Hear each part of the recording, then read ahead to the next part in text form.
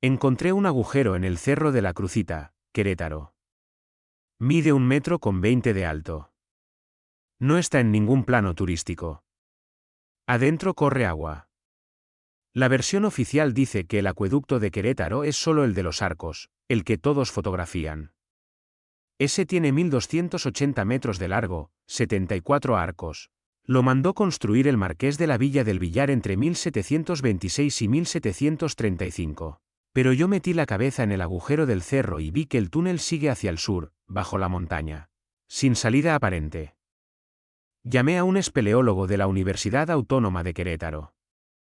Metió una cámara endoscópica por la grieta. El túnel tiene 2,4 kilómetros de longitud, todo excavado en roca viva. Las paredes no tienen juntas de dilatación. Eso es imposible. Sin juntas, la roca se agrietaría con los cambios de temperatura. Pero este túnel no tiene una sola grieta después de 400 años. El agua que corre adentro no es agua de lluvia. Es agua viva, con un caudal constante de 22 litros por segundo, incluso en sequía. Los ingenieros hidráulicos de la Comisión Nacional del Agua analizaron la pendiente en 2018. Es exactamente del 0,3%, perfecta para que el agua fluya sin estancarse. Los mapas actuales no muestran ninguna fuente subterránea que alimente ese caudal. La historia oficial dice que el acueducto de los Arcos fue diseñado por un fraile franciscano, Francisco de la Cruz, que no era ingeniero. Dicen que se basó en planos europeos. Pero los planos europeos del siglo XVIII no usan pendientes calculadas con error menor al 0,05%. Eso se hace hoy con escáner láser. En 1995, un restaurador de Lina encontró en el archivo histórico de Querétaro un expediente olvidado. Era una carta del año 1622, más de 100 años antes del acueducto famoso. La escribió un indígena otomí llamado Nicolás de San Luis. En ella dice: el agua que baja del Cerro de la Crucita no es nuestra. La pusieron nuestros antepasados bajo la piedra. Ellos sabían los números para que nunca se acabe. El virrey archivó la carta como superstición indígena. Nadie la leyó en 300 años. El expediente incluía un croquis con 2 líneas paralelas y una medida, ancho de hombre. Ese croquis corresponde exactamente a la sección del túnel subterráneo que yo vi. El ancho es de 65 centímetros. El ancho de un hombre de pie, con los brazos pegados al cuerpo. Los otomíes no escribieron ningún manual de hidráulica. Pero construyeron un túnel que los ingenieros del siglo XXI no pueden explicar. En 2014, la Comisión Nacional del Agua intentó limpiar el túnel con robots. El robot entró 400 metros y se atascó. Las paredes no son rectilíneas. Tienen una curvatura suave que los técnicos llamaron antiturbulencia. Esa curvatura sigue una espiral logarítmica, la misma forma que tienen las conchas de caracoles marinos. Nadie sabe cómo calcularla sin ordenador.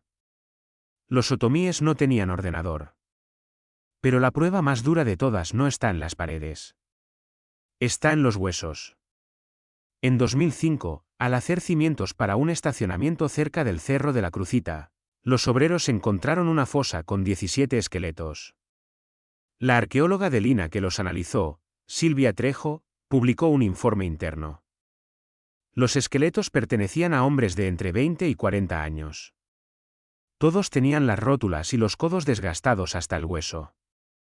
No era artritis. Era de tanto arrastrarse de rodillas y codos por un túnel de 65 centímetros de alto. Las vértebras cervicales mostraban fracturas por compresión. La única explicación es que esos hombres trabajaron en el interior del acueducto, a gatas, durante años. El informe de Trejo incluía un dato escalofriante. El análisis de isótopos de nitrógeno en los dientes mostró que esos hombres comieron casi solo maíz durante su infancia. Nada de carne, nada de pescado. Su estatura promedio era de 1,52 metros. La estatura de un hombre que creció malnutrido. No eran esclavos africanos ni españoles. Eran indígenas otomíes. Los huesos de los constructores no están en el Panteón Oficial de Querétaro. Están en una fosa sin nombre, sin placa, sin registro. El mecanismo que borró este conocimiento se llama Real Cédula de 1650, firmada por Felipe IV. Esa ley prohibió a los indígenas fabricar ni reparar obras hidráulicas sin licencia de un maestro español. La razón oficial era evitar daños a las cañerías. La razón real era que la corona quería controlar el agua para cobrar impuestos. Los otomíes sabían cómo encontrar vetas de agua subterránea usando varillas y observando hormigueros. Ese conocimiento no estaba escrito. Se transmitía de padre a hijo. En 1650, la corona lo declaró brujería. Los que seguían haciéndolo fueron juzgados por la Inquisición. En el archivo de la Inquisición de México hay un proceso de 1653 contra un otomí, llamado Juan Diego. La acusación, abrir pozos sin permiso, usando rituales paganos. Juan Diego murió en la cárcel antes del juicio. Su declaración, sin embargo, se conserva. Dijo, yo no hago rituales. Miro el musgo. Donde el musgo crece hacia el norte, hay agua a 3 varas de profundidad. Los inquisidores no entendieron. El musgo crece hacia el norte porque la humedad superficial se condensa en la cara norte de las piedras. Eso es geología básica. Pero en el siglo XVII, llamaron demonio a la observación. Después de 1650, los otomíes dejaron de construir acueductos. Los españoles rellenaron los túneles con tierra y cal para que el agua saliera solo por los arcos nuevos. El acueducto de los arcos no lleva agua del cerro de la Crucita. Lleva agua de otra veta, más superficial, que se seca en abril. Por eso, hasta 1990, Querétaro se quedaba sin agua en mayo. Los otomíes lo sabían. Por eso construyeron el túnel profundo. La corona sabía que el túnel funcionaba. Pero no les convenía reconocer que los indígenas tenían mejor tecnología. En 1790, el virrey conde de Revillagigedo ordenó un censo de las fuentes de agua de Querétaro.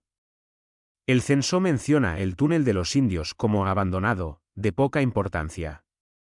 Esa misma acta, sin embargo, incluye un plano donde se ve que el túnel desemboca en una fuente que abastecía la Alameda Central. No era poca importancia. Era la única fuente que nunca se secaba. Pero el informe del virrey recomendó desestimar su uso porque su mantenimiento requiere conocimientos indígenas no disponibles. El giro económico es brutal. En 1996, una empresa española llamada Aguas de Querétaro obtuvo la concesión del servicio de agua por 30 años.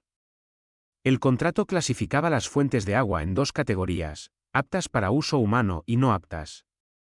El túnel del Cerro de la Crucita fue declarado no apto sin ninguna prueba. La razón real era que el túnel no podía medirse con caudalímetros convencionales porque el agua fluye por gravedad sin tuberías. Si no se puede medir, no se puede cobrar. La concesionaria prefirió perforar pozos profundos que cuestan millones, antes que limpiar un túnel que ya funciona desde hace 400 años. En 2016, un ciudadano queretano llamado Martín Paz presentó un amparo para que el INAH declarara el túnel monumento histórico. El amparo fue negado. La resolución judicial dice, el solicitante no acreditó la relevancia histórica del inmueble. Pero Martín Paz había presentado 400 páginas de mapas, cartas del siglo XVII y el informe de la arqueóloga Silvia Trejo. El juez ni siquiera las leyó. El túnel sigue sin protección. Cualquier constructor puede taparlo mañana. En 2020, un grupo de espeleólogos aficionados entró al túnel con autorización municipal. Grabaron 1,2 kilómetros de recorrido. En las paredes se encontraron grabados que no son marcas de herramientas. Son espirales y líneas onduladas, similares a los petroglifos otomíes de la Sierra Gorda. Un etnohistoriador de la UNAM identificó esos símbolos como marcas de nivel de agua.